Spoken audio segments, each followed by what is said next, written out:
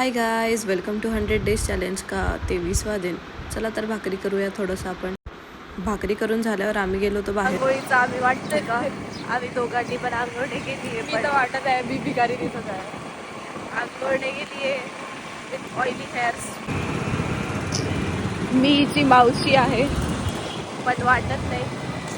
बड़ी बहन है, बड़ी बहन, बड़ी बहन. कुछ दिन में मेरे को अडॉप्ट भी करने वाली है.